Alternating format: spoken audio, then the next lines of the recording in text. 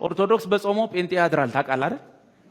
ኦርቶዶክስ አንጀቱ እስኪላጥ እንትን ባለው ጴንጤ እየበላ እየቀጠፈ ትንሳኤ ምሽት ያድራል ያድራል። እነሱ እዛ በጧፍ እኛ እዚህ በሻማ ወይ ደግሞ አሁን ዘመናዊ ደግሞ እንትን መጥቷል። ሞባይል ታበራና ሁሉም ሰው ሁላችሁም አብሩ ሞባይላችሁን አለ።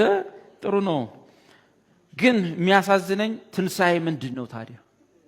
እግዚአብሔር ትንሳኤ የእናንተ ነገር እንዲሰምርላችሁ የተፈጸመ ነገር የተፈጸመው የተሰቀለው ያ ፋሲካ ያ ንጹህ መስዋዕት እሱ ለእናንተ አንዳች የሆነ ውጤት ሲያመጣ እንዲሰምርላችሁ የሚቀርብ ነው።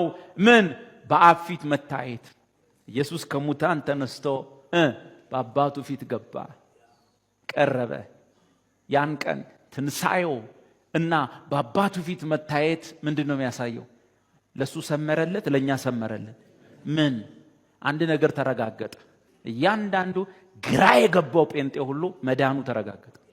እያንዳንዱ ልቡ ጥርጥር ውስጥ ያለ ክርስቲያን ሁሉ መዳኑ ተረጋገጠ። አመንክ፣ ተጠራጠርክ፣ ገባ አልገባ፣ በሰልክ አልበሰልክ፣ ቴዎሎጂ በጠስ አልበጠስ፣ ከዘፍጥረት እስከ ራእይ አጠና አላጠና፣ ኢየሱስ የግል አዳኝ ነው፣ እኔ ግን ኃጢአተኛ ነኝ ብለህ ያመንክ ቀን በትንሳኤው አንድ ነገር ሰምሮልሃል።